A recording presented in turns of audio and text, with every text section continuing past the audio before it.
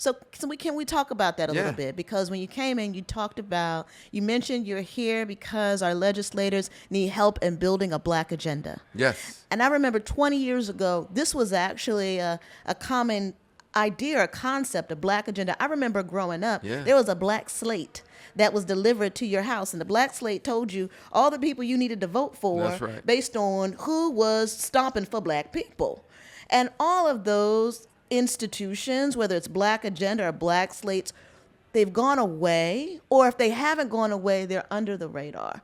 So what do we need to do to get back to a place where everybody got the hymnal and everybody know when we say turn to page 23, this is what it means and this is how we need to show up? Well, I blame myself for this. I include myself. There was a time where in the community you had to prove you were a credit. And in the research community, to prove you're a credit is to provide information in a way that people can consume and use in a way that will advance their conditions. We as a community of scholars and researchers, we have got to come together, work through whatever differences and agendas are personal agendas, and actually create that slate. Yes. To create the space. It might be during the CBC. It might be once a year. You have the Urban League putting out stuff. You have NAACP putting out. I mean, with that stated, we do need an agenda that people can hold. That people can that is vetted. Yes.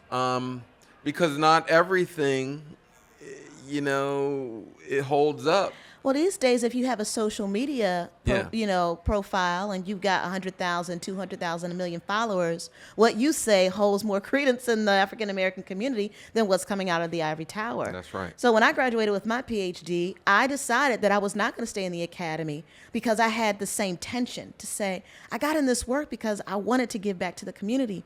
And being in the ivory tower, it makes it very difficult to do that. You have done a yeoman's job of it because you still stay very connected to the people and on the ground. But it's very, very difficult for academics to kind of permeate the ivory tower. And similarly with a lot of our legacy black organizations, they struggle. And I'm going to say it. And, a lot of, we all know that it's a touchy subject. But the infrastructure that we had during the civil rights movement, and even 20 years ago, when direct mail mattered. Well, when direct mail mattered, not to say direct mail don't matter. It don't matter as much as it mattered 20 years ago. Right. We haven't figured out how we build the digital infrastructure that allows us to do just that, right? To reach all 60 million or however million black people there are out there, because somebody is doing it. Amazon is doing it. Right? Yeah, we're getting TikTok is doing it. Facebook right. is doing it. X is doing it. How do we figure that out? How do we build the infrastructure? Not only build the agenda, because there are a lot of brilliant people that if you bring them together over a weekend, they can hash that out. But it's about the deployment of it. I actually think we have the infrastructure. I actually think we have the people to do it. There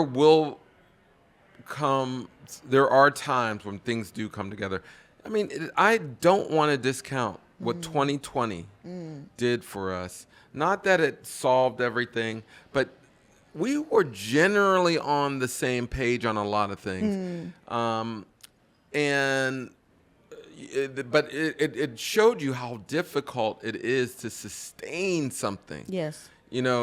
Over time, because certainly the anger won't sustain. That's right. At some point, you have got to also have institutions that and practices that sustain the emotion. And so for me, I want as a researcher to create those mechanisms. But I mean, I will say that over the course of, I've been at Brookings 6 years, I've had significant impact largely because I can connect with organizations, do things like this, stay grounded, and it adds value to people's lives. So, but I will say this about our black institutions. They are treated like black people. And so many of our HBCUs, for instance, a report just came out that showed the systemic under resourcing of our state institutions. And so there's a lack of resource there, not because of us. And so we got to figure out new ways to increase wealth of our institutions so we can do the kinds of activities that we need to do. So it's again, it's hard work. We got to keep pressing on. But I'm encouraged. I mean, I'm not, I don't fall in the Afro-pessimistic camp. Is that a camp? Oh, man. Afro-pessimism? Oh, man, it's more than a camp.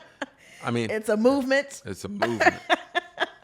I believe that, I look to the doers for hope. Yeah. There are a lot of people doing it. And again, like I said, any success that I have is really predicated on somebody else.